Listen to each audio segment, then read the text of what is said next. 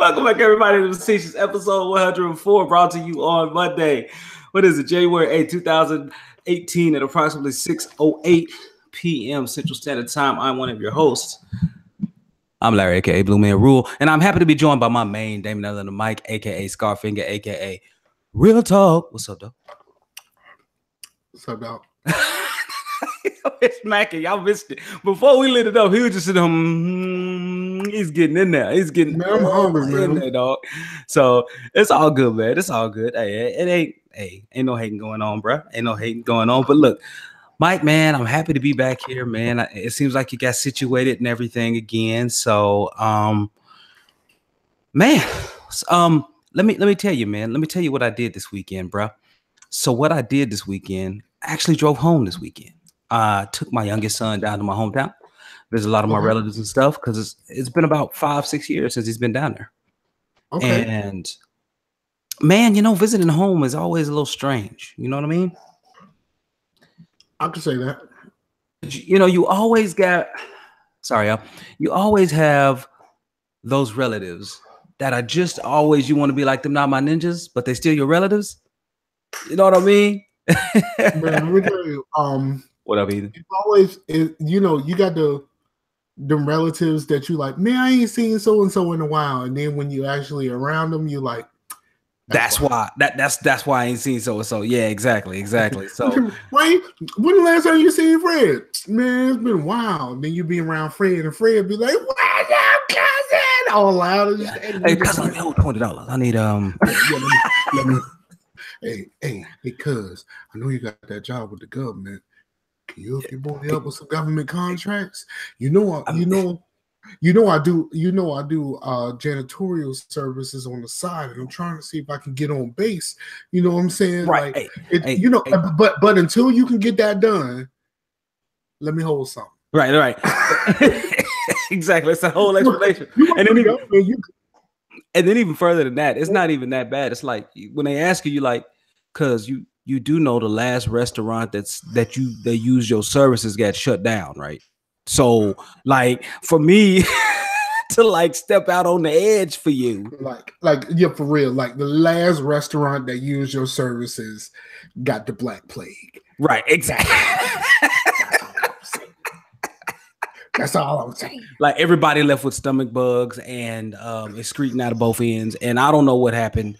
All I know is that apparently there was some type of FDA thing. I'm not saying it's your fault, but I'm saying it's looking real suspicious.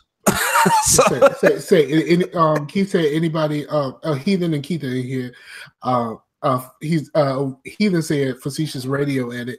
I did edit it. I did edit a little bit. Here's why, and then I'm gonna get to.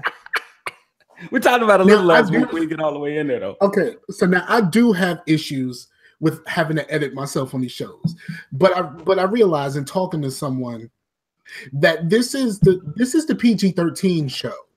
Right. You got your own demo for like the other shows that I do are hard R's. Hard R's. Right. So and then like when I recorded the last Scarcasm, y'all should check out Scarcasm. Oh, and when there was a game night, was it Saturday? Sunday? Yeah. It was Saturday? Was it Saturday or Sunday? I can't remember, but I know it was Saturday. It was Saturday. Let me tell you, it was just me, Chase, and the homie Rojas, and we were playing some Killing Floor 2. Shout out to Fred. That was the best. That was the best.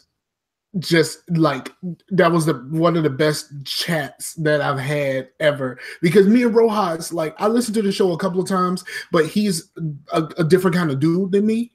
Like he's very nostalgic and he likes playing old stuff and all that stuff. So like we were having conversations and he was talking about not finishing the Mass Effect games since he reviewed them. Like he played them for review and never played them again. Now you gotta go back. Yeah, and then like I was telling him about stuff that I don't really like very much and all that kind of stuff. So it was more, and I listened to his show, but because of his shows are very topical, and a lot of times it's about like stuff in the past that I'm not very nostalgic about, I would just skip until it got to something that I was interested in. Right. And so it was a little bit different for me. I knew a little bit more about him than he did for me. But man, that was just a great night. And it was his birthday. So shout out to the homie Rojas. I'm just gonna call him Rojas. That's a cool name. That's a cool name, though. It is, man. Yeah, shout outs to Fred. So for Lost Treasures of Gaming, if you don't watch the OMG Hour, which I recommend you do, they usually do a section which actually broke out on its own called Lost Treasures of Gaming. Now, Lost Treasures of Gaming has Sid Bolton, who runs like the Video Game Museum in Canada, and Fred Rojas is normally the guy who records all the video of the old games. So when they're talking about it and when you see him online, Fred's the one playing those old games. So that's where he comes in from. So, but going back to Keith said, anybody give you the side eye for not living in the neighborhood anymore? No, because they pretty much understand. I never had any qualms about saying I can't wait to get up out of here, and so they know what's up. And they're not gonna be mad at me for leaving the neighborhood. They all want to leave the neighborhood, right? Like right. Who stay in the neighborhood, dog? Like nobody wants to stay in the neighborhood. You stay in the neighborhood because you got caught up, you got tripped up, somebody done trapped you, like right. You done trapped yourself. Something done happen. Yeah. And Keith said the show with Knox was hard R. I think maybe it was the because remember that's the reason why we separated that from this. That's true, yeah. And that was because there was no way I could be PG about that mess. Yeah. And then Awakened Heathen said, hey, if they know you a gamer, they're like, yo, cuz you got that Modern Warfare? Man, I heard Watchdog was the ish. Look, man, people ask me about like the most commercialized, annualized games when I go back home, man. Like my brother, he had just got Star Wars Battlefront 2, and he was like, man, I'm not really sure how to play all of that. And I had to show him how to play. I had to show, and then my youngest, he was playing, and bless his heart, he don't play a lot of shooters. So he was trying to get it down and show him how to play at the same time. So I was like, no, man, let me show you how to do this thing. So I had to show him, all right, man, gotta get in cover. Oh, you instantly became the old gaming uncle. You was like, watch out there now, boy. Yeah, I got this. And then I just went in. I was like, boom, there it is. Showed him how to get through. It was like, I got this, youngin. Yeah, so it's something else, man. You start calling everybody youngin. Youngin, yeah. My oldest for some reason started calling me Pops. I'm like, man, I ain't even 40 yet. Like, you can't call me Pops yet. you can't do it. Shout to Ace. Right. So, but yeah, I'm like, no, man. When I'm like, when I have grandkids, then you can call me Pops. How about that? And so can we still do the old jokes? Yeah, we still do old jokes. They're still on point. Okay. So so that was one thing. But even though, and speaking of age, it's real weird being as old as I am and being in the job that I'm in. And I had to do homework this weekend. Legit homework. So real deal homework?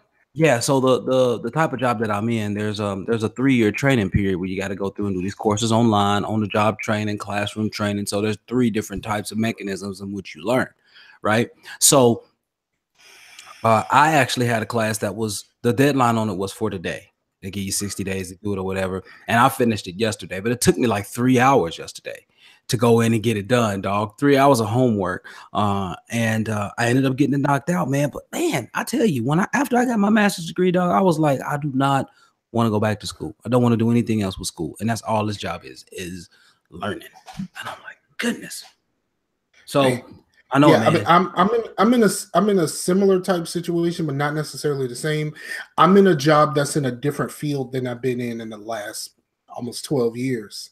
Right. So I'm having to learn everything there is about this job, and it's a lot up front. Like it's one of those things, kind of like with storage. With storage, when you first get in storage, like all of the rules and regulations and all that stuff, it's a lot up front. Yeah. But like the longer you do it, after you've been there for a few weeks, stuff starts clicking into place. And like was bothering me about this is I know a lot of the how. I Uh-huh. know nothing about the why. Okay. And that's what's that's really bothering me. Like, it is super bothering me, because I'm like, I would really like to understand why I'm doing things this way instead of just how to do it. Word. No, that's a lot of what I'm learning is the why. Right, is the why we do things, and that, man, that is so much background, dude, and that is so much historical context that you need to gain, and it takes a long time to do that, man. So yeah, it's man, I'll tell you, it's a lot of work, dude. It is a lot of work, but I'm happy for it. You know what that means, because they're investing a lot in me, which means that they kind of expect a lot, so they don't plan to let your boy go anytime soon. So you know how it is. So yeah, but no, man, it's just, yeah, man, I've been there, and like, kind of Knox is in the same position. His new job, he had to learn a whole lot, and he has to continue to learn a whole lot, man. It's an interesting challenge, though. Here you go, slurping. Y'all wondered, he said he was hungry, so I'm just letting y'all know. No, my girl just came in. The front door is right there, so okay. I turned the camera off for a second to let her walk past, because I know she won't try to be on camera. Right. No, I understand that, man. But yeah, man, so that was a little interesting for me, is just realizing that, man, I got to do homework still.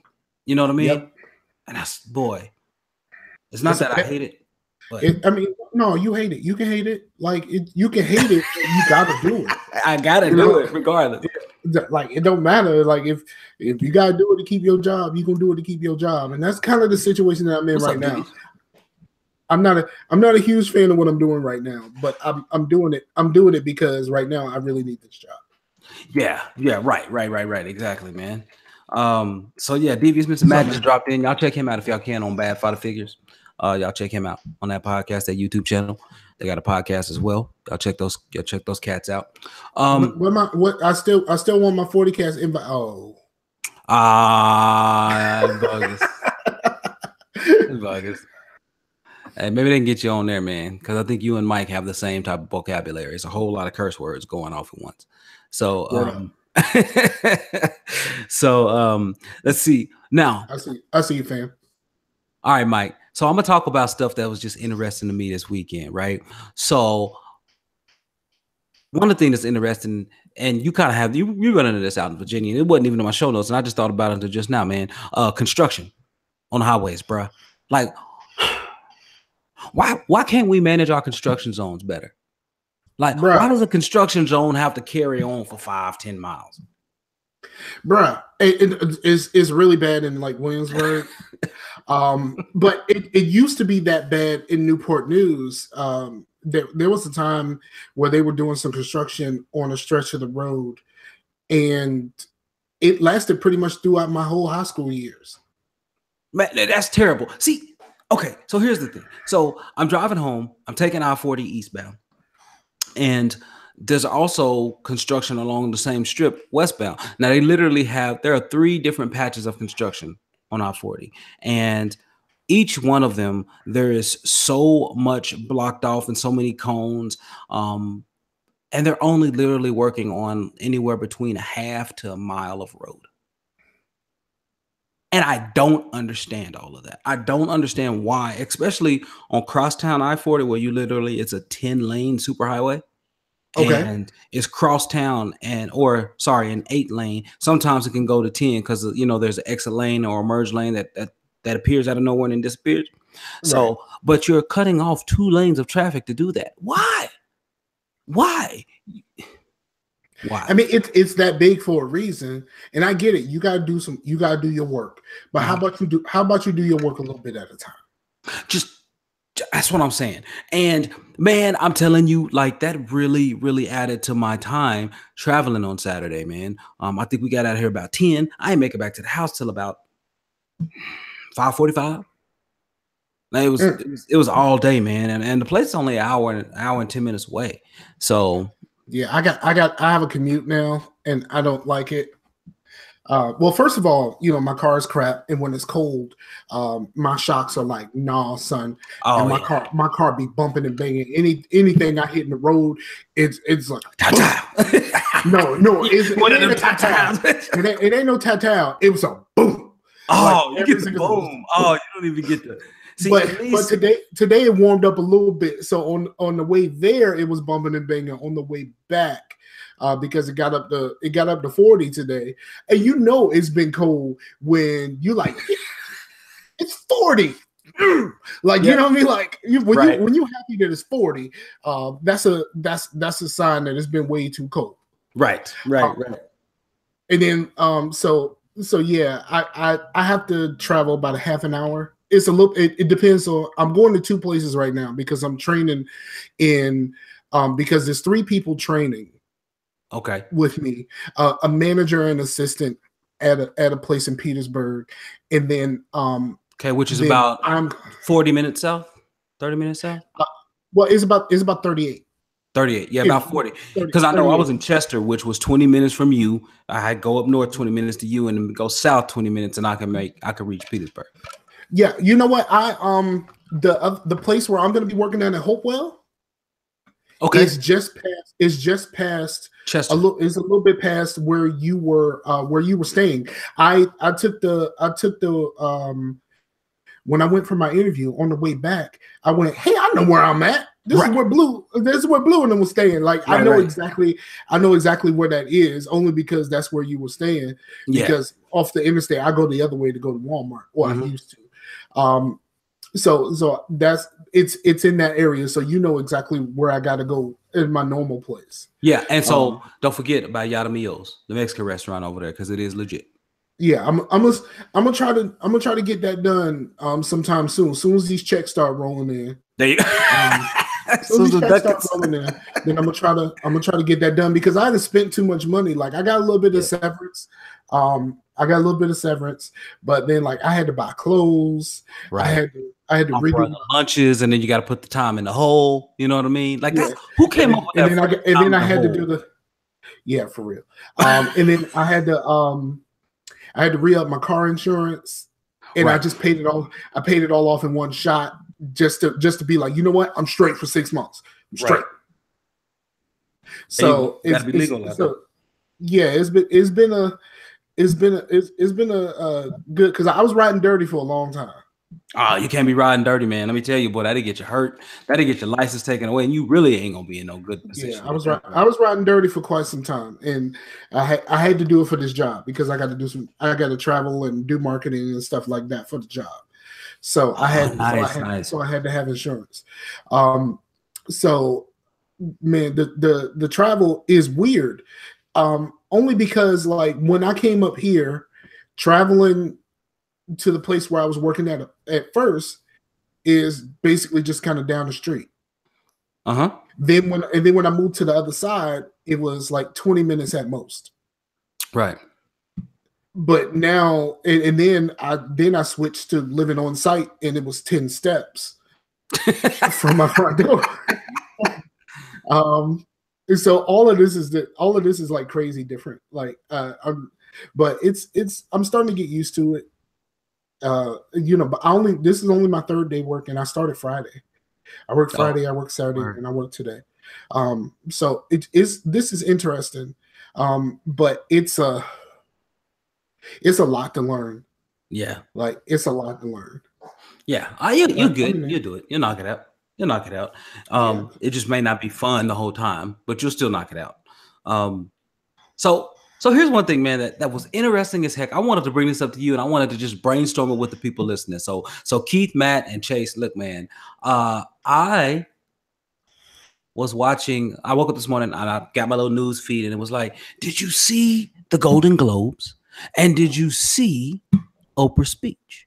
And that's all I kept reading. And now there is hashtag Oprah 2020, as in her running for president in 2020. Here's the thing about that. Like, it started off as a joke, right? Because obviously she's a better speaker than the current president. She's a much better orator. Mm-hmm. than the current president. I mean, bruh don't even speak in complete sentences most of the time. So it started off as kind of like a joke, and then some people started taking it way too seriously, and then it became this huge thing. But like, I don't think anybody will take Oprah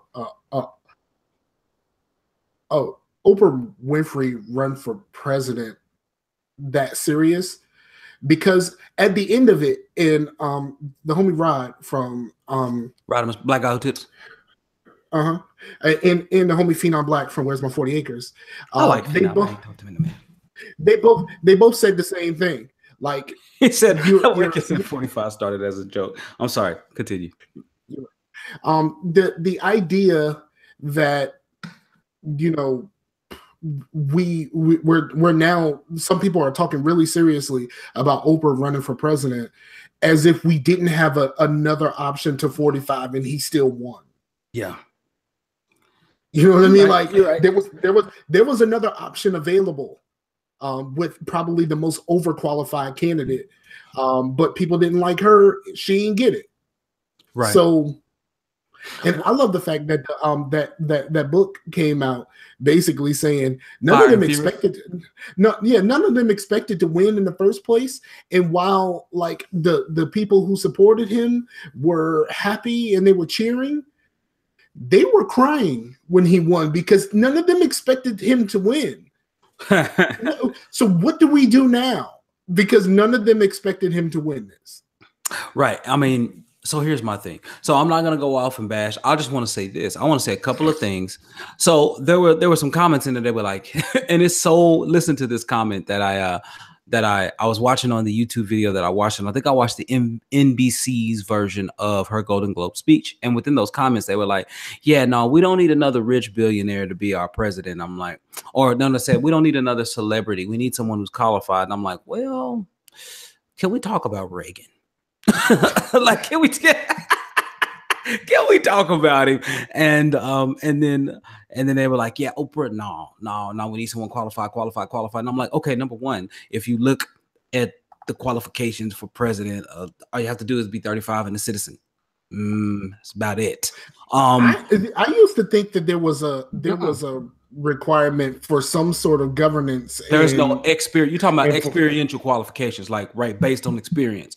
There are. I always thought that you had to, at the very least, have been a senator or at least a governor at some point. Nah, B. No, absolutely. Yeah, I was dead wrong. Yeah. Boy, that was a jam right there. Eminem went off on that verse. But no, man. So I thought about that, and then they said that, and then they said, and then this person, Yeahmorgs, on there said, y'all are mad at billionaires running for president. Where was the energy at with Trump? And it just made me think, like, you know, like, what's funny is that no one is going to sit down and view that hypocrisy of what they just said, right? Right. Like, no one's going to sit down and analyze and be like, wait a minute, hold up. Like, we did this before in 80. You know what I mean? Like, they're not gonna pull back and take a look. And let's be honest. All right. If we're gonna do qualifications on billionaires, right? All right, let's go. We currently have a billionaire that started off with millions being handed to him. Cool millions, yeah. And he, no, that was just the first part. But he started off with money being handed to him, and then he turned it into something. Right. With Oprah, you got somebody who is self-made. She started from nothing. If you know anything about her backstory, zero, yeah. If you know anything about her backstory, she started from zero. Yeah, with there was all kinds of stuff going on in the family. There was, there was issues with, her being played with by family and all kinds of. There's a lot of stuff that's in her backstory, and she turned that into an absolute empire. Yeah, absolutely. I mean, she got her own TV channel. Like, she ain't got not just a network of just ridiculousness. Like, she has a network of all type of stuff. Yeah, and it was. It's not even just like it was just like, oh, you know, she ran The Apprentice or something like that. No, she has her own network of. She has her own network, right? Like, and like she went from nothing to something to billions. And you know what? I don't even. I had this conversation on many occasions. I don't look at Oprah as if she's black anymore. Oprah has so much money, she's green. And we have to approach it from the fact that Oprah is green. Right. Chappelle kind of make that same argument, man. In his recent stand-ups, if you guys hadn't watched them on Netflix. I haven't watched it yet, but I did hear about the thing about the money. Yeah. And like using the money to compare it to how women are treated in our society. Yeah, man, it was crazy, man. It was really good. Yeah, you're right. But here's my thing. So here's what I want to illustrate, and then we can move on to whatever you got. Because honestly, Mike, guess what? I'm tapped out for the week. Like that's really all I had that I really wanted to write down. But but with this particular thing, I can see how in America we are very taken by the actors and actresses because they are built to tug at our emotions, to deliver very brilliant monologues, right? They're built for that. The country is celebrity obsessed. Exactly. I mean, that's kind of how we've always been. When stardom started and when fame and Hollywood really kicked off, that's kind of how we've always been. Let's be honest. You know, the advent of TV. So, you know, I had a teacher tell us that the advent of TV usually meant that presidential elections normally went to the most attractive. Most attractive. I've heard that argument as well. Yeah, it's true. It's because a lot of people don't see Hillary as attractive. So, and that's part of the reason why ain't nobody want Bernie. I didn't want Bernie because every time Bernie said something, he made less and less sense. Like that for me, that was the defining factor against Bernie. Was like, I don't know about that. Oh, Bernie. You know, and then people try to use the DNC against the party, saying that they railroaded Bernie and all of this other stuff. And I'm like, come on, dog. Like Bernie wasn't even one of them until the election. Right. So right. And you mean to tell me, all right, so if I am a Democrat, so if I'm a Democrat, let's just basically say, look, you know, I'm a blood or Crip, right? Okay. If we have an election and there's gonna be one blood and one Crip. So you mean to tell me that there's a dude that represents for another gang that says, you know what, for this election, I'm a Crip, and he really thinks he has a chance to roll with the Crips? Right. I hear you. Like you can't claim votos for 80% of the year and then come in during election and start walking. It's not gonna work. Right. It's not gonna go down well. Not in the streets. So no, you're right. I mean, you're right. But I mean, but I think for any of them, it's the same thing. It's the same thing that happened to all of them, with the exception of W, because W had something that the rest of them didn't have. W had a tragedy happen very early, and because of that tragedy, he got a blank check to do what he wanted. Right. I mean, or basically to do what Halliburton wanted. But you listen. So, like, let's also not. But all of them get in with all of these ideas, and then you know it's up to the government to go, that's not how any of this works. Yep. But also keep in mind for W, he ushered in the dawn of polarization, whereas if you're not with me, you're against me, as in there's no gray area. He started that. So he also started that. No. Did it start with him, or did it start with the people behind him? It actually, to be honest, it started with Reaganomics. I mean, the people behind him, meaning like his cabinet and VPs and all. Well, it was Gingrich, really. Like let's call it what it is. I mean, it was your boy. Yeah, I think it was your boy. What's old boy's name that shot his mans in him on the hunting trip? Oh, Cheney? Yeah, that's what I'm talking about. You talking about was Cheney? it him or was it Cheney? No, I think Cheney was the one that had Cheney was the one that had the Halliburton connection, and they got paid. Yeah, they did. They did. It was okay. So it was George W. Bush's press secretary who kind of started that whole dialogue. It says Dan and Perino, but I don't think that was right. Ari Fleischer, maybe? I don't know. Anyway, at one point, whoever started the whole polarization thing, which I really think was Newt Gingrich at the time, but whoever started polarization, man, that's like, if you ain't for us, you against us. So if you don't support us going into war right now, then you're not American. It was like that terminology that everybody's like, well, I ain't got no other choice but to say America. And then you had the other people. Then you had the people like the rest of us that was just like, okay, wait. Yeah, right, exactly. So this terror attack happened, and most of the people who were involved were from Saudi Arabia. The people who did all of the planning and the financing were from Afghanistan. We go and mess up Iraq. Right. Exactly. Even when I added up and I carried a one, like it still don't work out right. Even if you use the full method on the multiplication, it still don't compute. So yeah, man, it's just mad interesting, man. So that's the type of stuff that really gets me. But like I said, I'm concerned about where we are in this country and what we're gonna do. Blame Microsoft. It's probably part of it. Because they started training on Microsoft Flight Simulator. They did. Which it just goes to show that the program works. Yeah, I mean, on one hand, it worked too well. Exactly. So, but I'm concerned about even if we are where we are and where we've been before, is that going to change anything? Like, is that going to really change the qualifications? Is that really going to change the expectations that we have of these people? Is it really going to change our perception of whether or not we're going to look at people and determine whether or not their attractiveness makes them more suitable for the position? Is that really going to change? A lot of people were saying, Oprah would be good as a Secretary of State or as head of like foreign affairs or something like that, so she can improve our image around the world.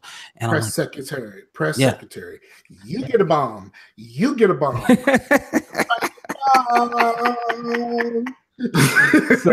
So it's just like and here's the thing, man. Like, honestly, I know there are a lot of other people. I know there are a lot more people out there. Mr. Max said ambassador. I think that ambassador.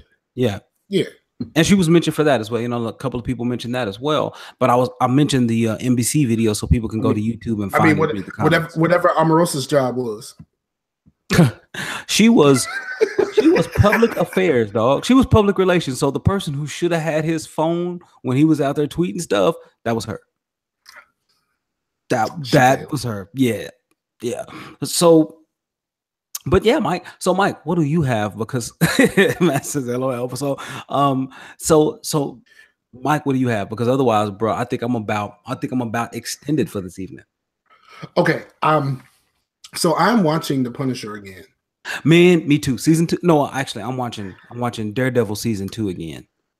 I'm watching The Punisher again, and I know there's talks about doing a Karen show. Please don't. I can't. She is one of the one people. She's like the one person in this entire universe that I despise.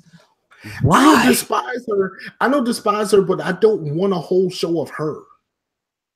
No, like I absolutely do not want a whole show of her. And to be honest, like, she messed up. I just watched the episode where, the whole thing with the terror attack. Right. And how she made all of that worse. Yes. Just because, not because, everyone said, don't do this. Don't do this. We shouldn't do this. Let the authorities handle this. And she was like, no. Yep. I don't do this. I'm going to put my name on it. And I'm going to put my name on it. Like, come on. Like, I'm going to need you not to do this. And then, it all got worse because of her. Like, right. How many people died? How many more people died because of her actions? Look, let me bring it like this. This is why I hate Karen. And I had this conversation with someone early in the week. I despise the Karen character for two major reasons. Number one, she is a hypocrite. She hid so much stuff from Matt and from Foggy in season 1, and then she gets mad and all in her feelings when he's hiding stuff from her in season 2. Correct. Number 2, it doesn't matter who she's with, she makes everyone's life worse.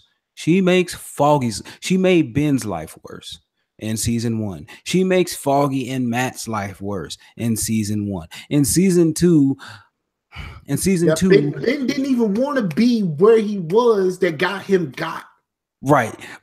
In season 2 of Daredevil, she kept pushing for something and kept pushing for something. They were like, let it go. In Daredevil, she was the whole reason he got all jacked up and stuff. Because she, again, like we were talking about, she did something that people were telling her not to do. At every single turn, she makes everyone else's life in the universe that she's around worse. And I'm sorry, that's just the truth. And she's a terrible character, and she's almost as bad as Jessica Jones. Period. So I can't stand agree.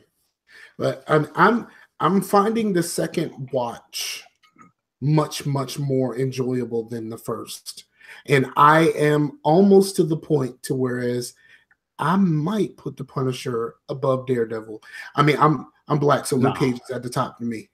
The Punisher is good, but the Punisher is very different from what Daredevil is. But upon a second watch of Daredevil season 1, to me, is still tops.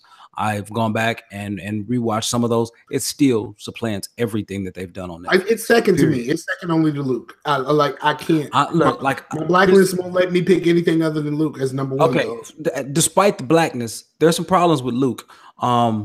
There's some problems with Luke in that I don't understand.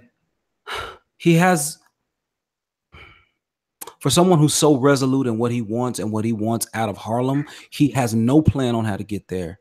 He's just falling into things and he's making things worse. He won't stop. He keeps making things worse. Like he gets people killed. Like he keeps making things worse. So for me, my thing is I could have used more Cottonmouth. I didn't need more. I needed that too. He was a great villain, and I could have used a little more. I could have used a little more of him. But so for me, but when it comes down to it, after you watch all the shows, even the Defenders, and then you go back and watch Daredevil season 2 again, there is a greater and a deeper appreciation for that show. I mean, and Punisher as well. When you go back, there's a greater appreciation for season 2. It is really well done. It's really smart too. Now you can see all the cues, because it was there, and you're like, oh, see, man, that was consistent. It's really good, and I wonder if it's gonna stay that good when it goes to the Disney Channel. Man, listen, as long as they can find a way to pay those directors, should be, and those writers, it should be. But boy, I'm telling you, they did a great job with that. And I'm looking at that and I am very impressed. And man, he said he wants Diamondback to return. Oh, he coming back. Oh yeah. You saw that last scene. Your boy was on that bedside. You knew he was up to no good. Hey, so the comic book arc, did we cover this in the show? I don't think we covered this in the show. So the comic book arc that's coming out now in Luke Cage is that a long time ago, people didn't know this, but when the Kingpin became the Kingpin, what happened is that he went into a meeting with the former Kingpin and a lot of other crime lords around the city. Diamondback was in that room, and Diamondback and Kingpin helped destroy all those people in that room. And so Diamondback and Kingpin, actually, Diamondback is like a subordinate of Kingpin. And so that's the angle that they're going at in the comic books. And I'm thinking, ooh, if they brought that to the show for Luke and kind of spun that in with your boy, and they kind of spun that in with your boy Daredevil, That would be ridiculous. But we know it could be heading in that direction because we have, I don't know, In the Punisher, yeah. No, not necessarily in the Punisher, but in the little bit that we know of Daredevil season 3, the Punisher is getting out. Yeah. And probably the way he's getting out is one of the lawyers against him is not around right now. Oh, okay. Okay. Word. And so like that's probably how he's going to get out, and he may find out who that lawyer really is.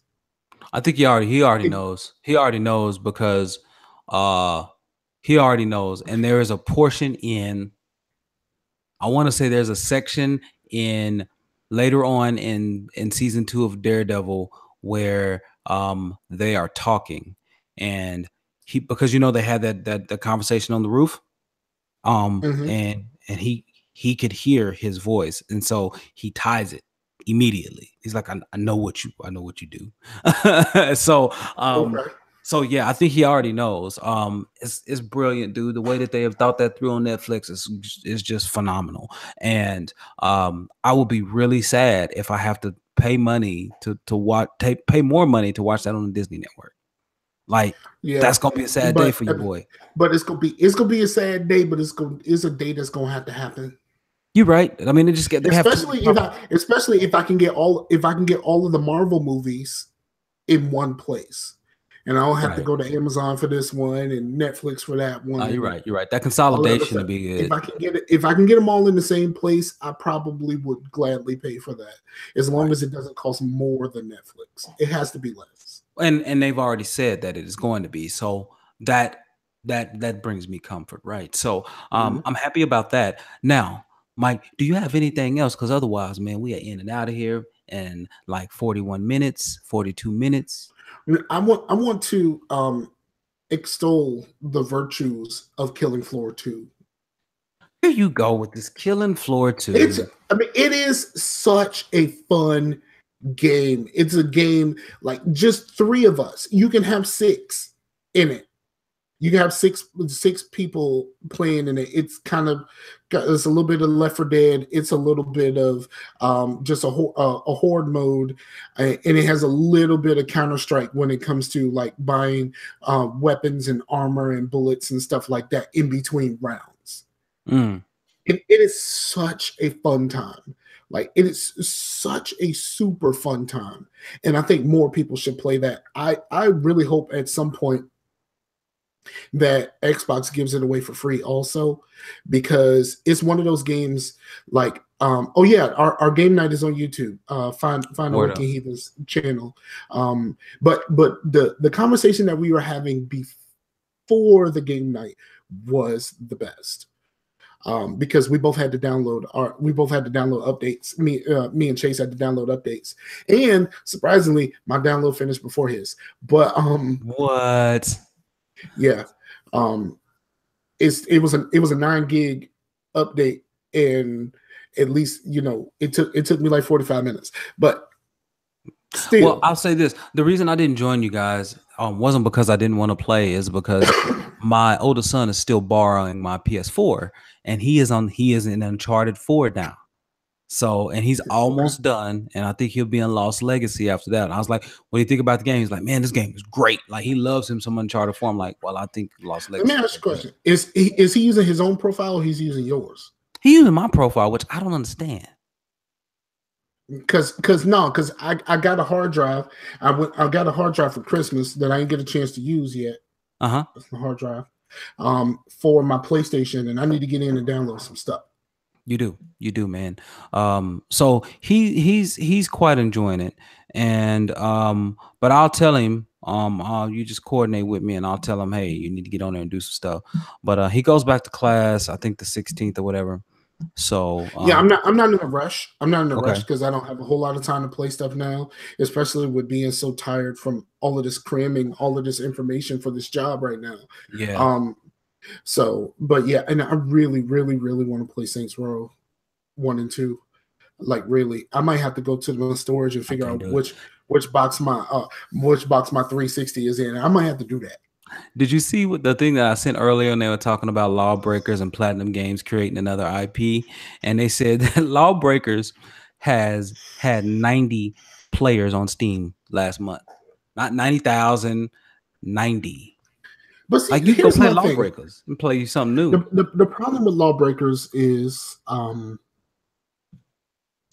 it was a good idea, but it came out way too late. Yeah, I mean, Like came out after. like you can't come out come out after Overwatch at that point. No, and not do something and do If something you're similar. making that, yeah, you can't come out after Overwatch. It is kind of like the way that all of these different games are taking stuff away from Puig. Like it's just the idea that this is how this works. And if you really want your stuff to do well, it's the same thing that happened with what's the other game that came out right before Overwatch? The one made by Gearbox. The Yeah. one by Gearbox. What was the name of the one by Gearbox? I know what you're talking about though. Yeah, Please and it was like because y'all delayed this game and it puts y'all closer to Overwatch. Y'all gonna get killed, right? It was like we can't do nothing about it. I was like, no, you can do something. You can delay it a little bit. Battleborn. Battleborn. Let Overwatch have its little run. And because no one thought it was going to be as big as it is, let Overwatch have its little run, come out with your game after the fact. Please do that. And it was like, nope, 2 weeks before. Yeah, it's tough, man. And then you think about how they had to adjust and balance and stuff like that. And then Overwatch came out because it's a Blizzard game. It came out polished out the gate, right? But of course, they still made it. People really trust Blizzard, and they have a reason to trust Blizzard. Right. You know what? Speaking of which, I was playing Path of Exile on Xbox One because it's one of those games they gave away for free. Or actually, it's a free-to-play game, but it is a top-down isometric RPG, just like Diablo 3. And I played it, and I was like, it's good, but it just don't have the same level of polish. Right? It's good. You can have a really, really good customization tree. It's a lot of voice acting. It's really similar with the journals that you pick up and things like that. But when it comes down to it, man, it's dancing on the same dance floor as Diablo 3. And I'm sorry, man, it's just not enough room out there. Not at all. So yeah, it's just interesting, man. But man, Mike, you got anything else? At 6:55, bro. I think I'm tapped out. Like I don't have anything else to do to talk about. I had something I wanted to talk about, but I forgot. I don't think it was that important. It was just a filler topic. But we can kill a filler. Okay, I mean it is what it is, man. I'm leaving on the desk now. Shoot. Yeah, he just like, man, whatever. What's up? How y'all doing? Good. Stupid, man. But hey everybody, I guess I want to say, hey, thanks for watching and listening, man. I mean, I don't really have much else to say. I do have some shout outs, but shout out to me, because I went and bought some clothes and I am down to a size 44 pants. Nice. And I can actually wear a 3X shirt without it being like super without it being super uncomfortable. I used to wear size 50 pants. Man, yeah, that's crazy. But you also wore things baggy too. You also I wore my stuff a little bit baggy because I got big meaty man thighs. So like if I wore something that was smaller, my thighs was just like, no. Nah, son. Yeah, man. What that's so hilarious, man. Yeah, Matt. Hey man, it's our pleasure to stream. And so Awakened Heathen says Diablo 3 on the Switch would be a system seller over Skyrim. I don't know, man. Diablo is one of those things. You know what? I think it's possible. The only problem that I foresee with the Switch is Diablo a game that you can just pause and just stop. That's what I'm thinking. Like, especially if you're in the middle of a dungeon. Come on, Diablo is best when you're playing with your friends. Exactly. Not when you're playing by yourself. And did you see Nintendo push back their online multiplayer? Again? Like they pushed back like their online infrastructure stuff to like they was never gonna get that they was never gonna get that right anyway. And you talking about your boy E being over there and all that. I was hoping that was the deal, but he ends up where he's working for Pokemon, which is a property of Nintendo, but it's not It's not a part of Nintendo. And like I said, he was a guy who helped build the infrastructure of Xbox Live. And I really thought that if, as Nintendo, for someone who lacks online capabilities, why wouldn't you tap into that expertise for someone in your building, or like at least within your chain of payable command? Because they're Nintendo. I just don't understand it. Like that is because they're Nintendo. That's the only answer that you that's can like have. hiring LeBron to go shovel. It's like, yeah, he can play ball. Let him go play ball. Why are you gonna hire him to go shovel? It doesn't make sense. Right. It's like being his agent, and you keep giving him hockey to play. It's like, right. It's not what he does. That's not it. That's not it. It's like, well, can he skate? Like, what are we doing? I need to know. Can he do the luge? Can he do the luge? Like, you know what? He might be pretty good on the bobsled though, because that push off is gonna be serious, because your boy got some speed and he got power. He does, but man, he is tall. You talking about wind resistance, son? Unless they gonna make that thing a little longer, so I don't know. You can put on one of them suits. You know, those expensive little suits that's supposed to decrease your wind drag. You know, Under Armour. Yeah, you know what I'm saying. He can put the Under Armour on with a Kango. Actually, he don't really need it. Why you gotta wear Kango? You know, so he can go bang with them dudes in the bobsled. But I mean, I think a feel the rhythm, feel the rhyme with LeBron is like right on time. Oh, we need that, right? But even though like we say that, but there's some sisters that's doing it on the bobsled team. Nice. Like I think there's some real sisters on a real Jamaican bobsled team that's actually doing their thing right now. Word up. And there's a sister who qualified for the Winter Olympics in the it's speed skating, but the long one.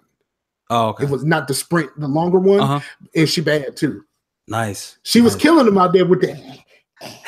Getting in there, huh? She was killing them with that. So shout out to that sister, and shout out to the sisters on the bobsled team. Like we out there, dog. Like we out there, and you know me. We might have President Oprah. Like it's about to go down. Hey man, don't be building hopes. All right, because ain't nobody gonna call her President Winfrey. Like no one's gonna call her President Winfrey. We gonna call her President Oprah. That's really President Oprah. Wow, that's crazy. Who calls her anything other than Oprah? You're right. Okay, so I got shout outs, man. I got shout outs to the folks who joined us live today. Shout out to Chase Keith and Devious Mr. Matt. Thank y'all. Peripheral shout outs to Denny, aka Loose Screw. Look, Denny, I have not forgotten about you. I have simply been, like I said earlier, I've been busy with work and doing these classes, but I owe him a new trailer, and I owe email. I'm gonna send an email out to the OFR network here really soon, man. So shout outs to Joni at work, who started listening to some of my show because she was wanting to really get down to listen to the Black funerals. I'm telling you, man, that was a hit. People really enjoyed listening about the Black funerals. Yeah, man. So just the idea of it, they're just like, really? Yeah. So shout outs to them. Of course, Darren, you know, he's always there talking to me about stuff. Shout outs to man, I guess that's it. Shout outs to us, man. Hey, this is our 2-year anniversary. So 52 weeks a year. Episode 104. So and I really started doing it beforehand, but for us getting together and stuff, it's slightly less than 2 years, but we still at episode 104, man. And I still have fun.